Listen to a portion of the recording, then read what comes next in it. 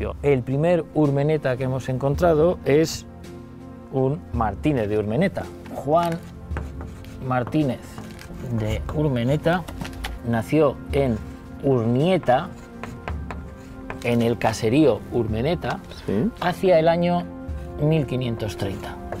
De ahí arranca vuestra familia hasta donde hemos podido llegar. Somos ripuchis. Sois guipuzcoanos, efectivamente. ¿Está bien?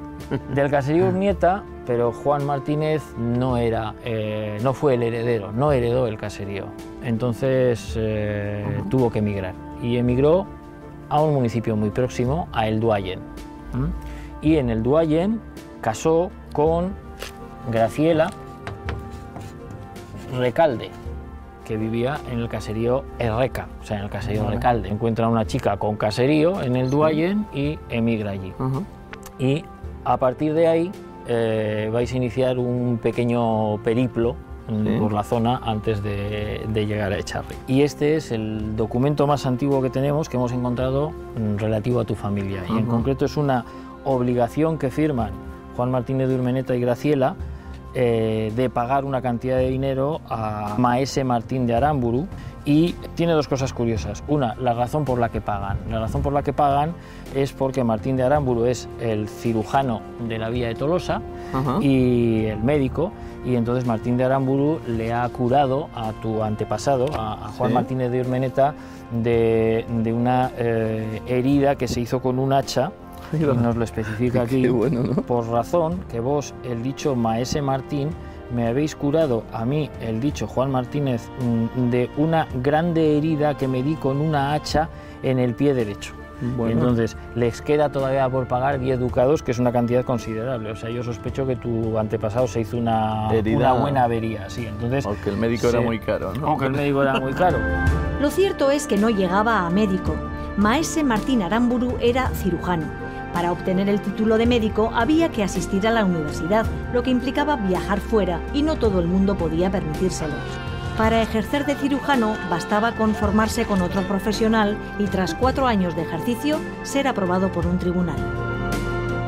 Tiene otra cosa curiosa el documento, que es algo que es muy habitual en los documentos, o sea, no es excepcional de los Urmeneta, y es que, bueno, pues el documento, la obligación es de Juan Martínez y su mujer Graciela, y ella dice: y yo, la dicha gracia, con licencia y expreso consentimiento, que ante todas las cosas pido y demando a vos, el dicho Juan Martínez, mi marido, para otorgar en uno con vos lo que de iuso se dirá. Es decir, ella tiene que pedir autorización a su marido para firmar el documento. Siempre nos han contado lo del matriarcalismo vasco y todas estas historias. Bueno, pues esto tiene mucho de mito y de camelo. La mujer, para todo, tenía que pedir autorización al marido, salvo si se trataba de negociar de alguna manera con bienes troncales, con bienes que ella había aportado al matrimonio. Ahí tenía un poco más de capacidad de maniobra. Esto es algo que ha sido así, bueno, pues hasta los años 60, 70, o sea, tu madre no podía sacar el carnet de conducir si no tenía una autorización expresa de tu padre.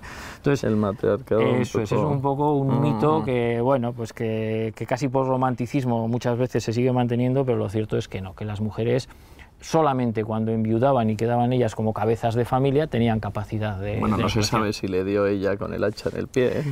Esa es la parte que no nos han explicado en el documento. Juan Martínez de Urmeneta, al casarse con una persona que es propietaria de un caserío importante en el valle, se convierte él en alguien importante. Y eso le va a permitir ocupar ciertos cargos públicos. Uno de ellos es el de jurado, que es concejal de finanzas o concejal de economía, por decirlo de alguna manera, el que lleva las cuentas del ayuntamiento. Y conservamos las cuentas del periodo entre 1591 y 1592 que presenta él. Estamos en un municipio rural, un municipio que tiene pues, sus pastos, sus ríos, sus montes, sus bosques. Estamos en Guipúzcoa, en una tierra, digamos, civilizada, pero el bosque tiene también su lado hostil, y es algo que hoy nos puede llamar la atención, porque el bosque, pues nos encanta poder ir al bosque y pasear y tal, pero el bosque tenía también en esa época, y de hecho lo va a tener entre el siglo XVI y el siglo XVIII, sus peligros. Entonces una cosa que hace el ayuntamiento siempre es vigilar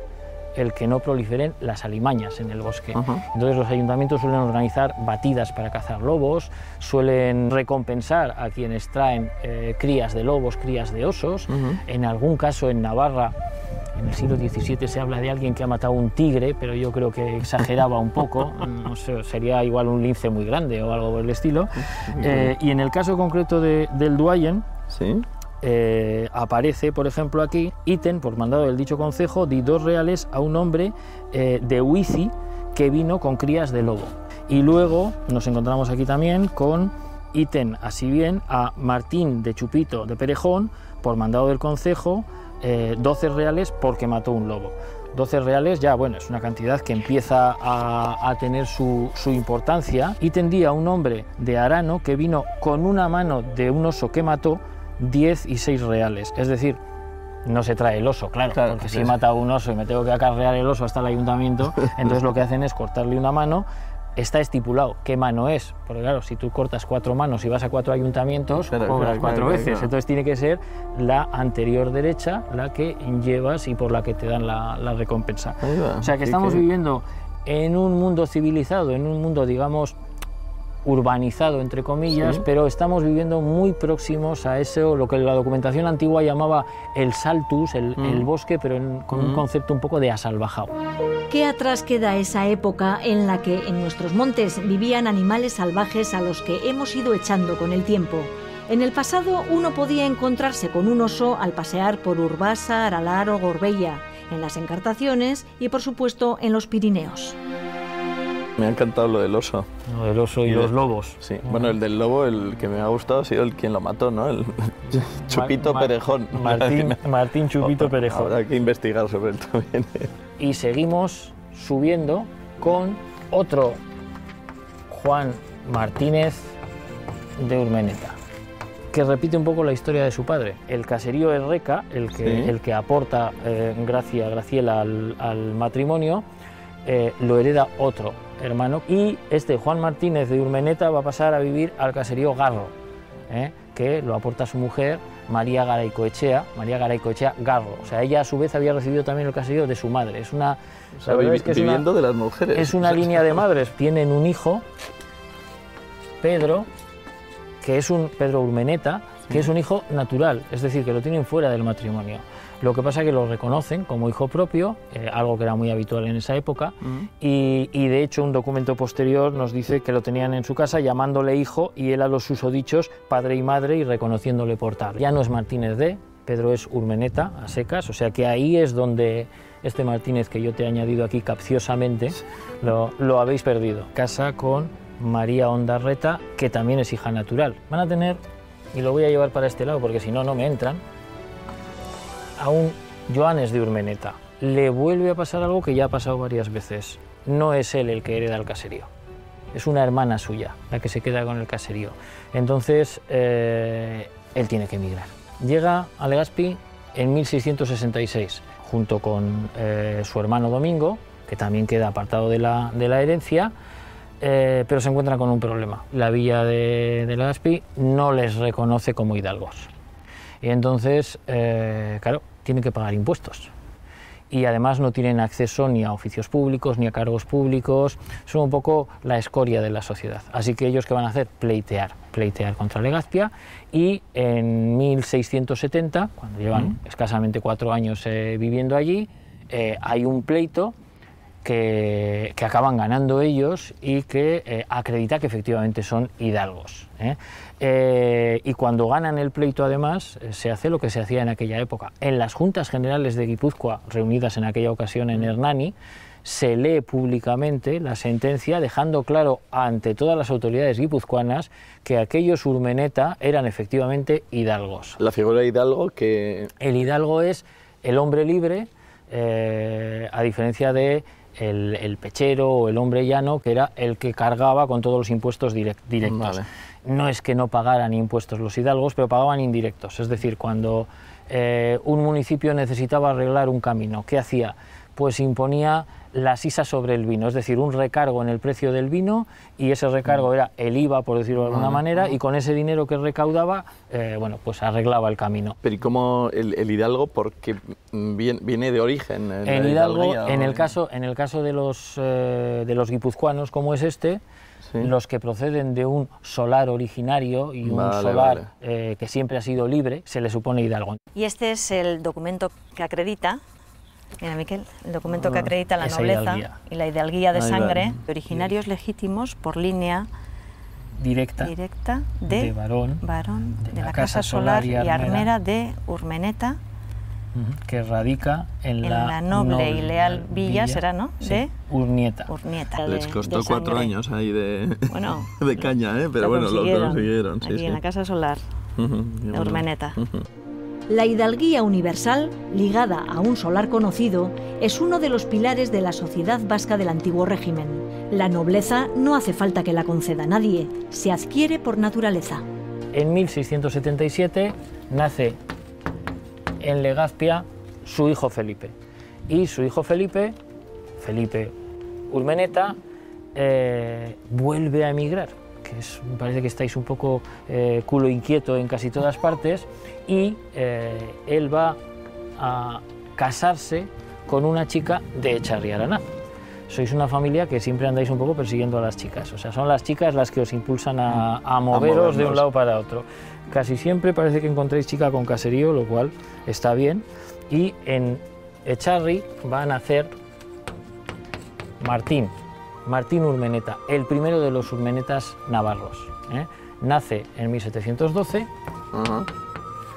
y estáis en Echarri durante 4 generaciones hasta Juan José, que nace en 1822. Es el último de los de Echarri y es el que ya va a irse a vivir a Pamplona y vais a estar ahí. Juanma, corrígeme si me equivoco, pero Miquel puede ser una de las pocas personas que hemos conocido a través de los árboles genealógicos que puede hacer un itinerario por las casas, por los caseríos originarios de la familia. Pues la verdad es que sí, que arrancaríais desde el caserío Urmeneta, que estaría en original, en Urnieta, ¿no? Después Juan Martínez de Urmeneta, el primero, se casa con Gracia o Graciela de Recalde y se van al caserío Erreca, que es el que aporta ella, del Duayen, y en la generación siguiente van a pasar al caserío Garro, también en el Duayen.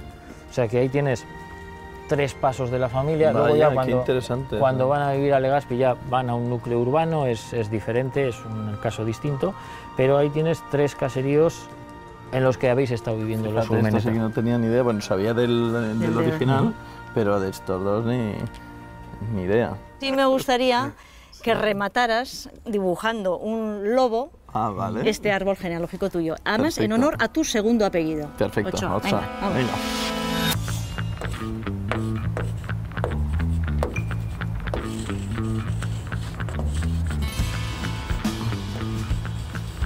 Un lobo amenazante, pero divertido.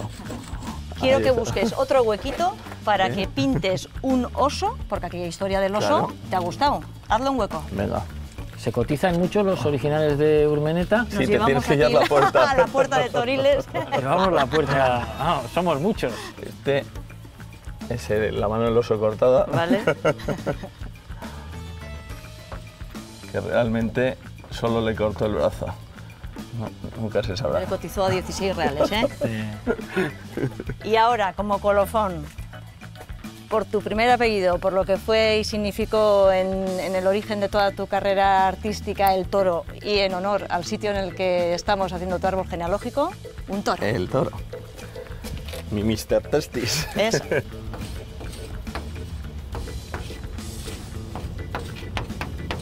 Urmeneta.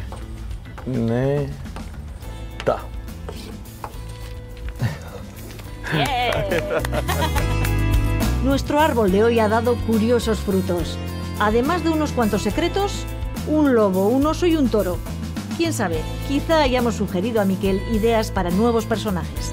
Es emocionante realmente el ver, ¿no? en un solo, ¿no? bloque, en una puerta, en este caso de la Plaza de Toros, bueno, pues toda tu historia. Se ve desde el principio que aunque fuésemos buscándonos la vida, en base a las chicas o no, bueno, la personalidad de alguna manera que tenían, ¿no? la propia sangre, ¿no? que les hace a unos a otros, unos pelear en Legazpi por conseguir la hidalguía, las mujeres, las ¿no? mujeres, la personalidad de las mujeres, ¿no? que también es algo que me ha sorprendido, ¿no? El lado de mujeres peleonas. Sí. El escrito del del hacha, el primer escrito que hay, el corte del hacha, es una preciosidad, ¿no? Sí. Ese fragmento es que es muy chulo para una camiseta. Fíjate, sería una cosa bonita del regalo de una camiseta con un trocillo de la vida de cada uno. Guárdanos una. Al final sí que le hemos dado una idea. Muchísimas gracias por esta lección magistral de los Urmeneta, de los Martínez Urmeneta. Yo me lo voy a quitar, Juan. Bueno, ya. Bueno, ya se lo quitaron ya bien Sí, yo abajo, como Pedro, yo Sí. como los hijos naturales me voy a quitar. Tú tienes la información y puedes hacer con ella lo que quieras. No termina aquí la cosa, amigos. ¿Creíais que nos íbamos a despedir de Miquel sin llevarle al origen del Big Bang Urmeneta? No, vamos a la Casa Solar en Urnieta. Estos son tus apellidos, es tu historia. Muy bien. En este viaje de casi 500 años, Sí. Miquel, ¿te has sentido cómodo? Muy cómodo y además encantado, o sea, de conocer mis orígenes mucho mejor y saber que soy hidalgo, que voy a intentar no pagar impuestos y que me tengo que cuidar los pies por si me doy un Sí, hachazo, porque vas a tener que pagar unas etcétera. facturas. No, unas pero ha sido muy facturas muy caras. emocionante y muy bonito. Hace casi 500 años, tu antepasado Juan Martínez de Urmeneta I atravesó este arco, salió de esta casa para buscarse la vida y ahora te invitaría a que tú hicieras el viaje contrario, a que atravesaras el arco. Me encantaría. ¿Sí? Regreso al pasado, Venga, a los orígenes. Gracias. a tu origen, agur.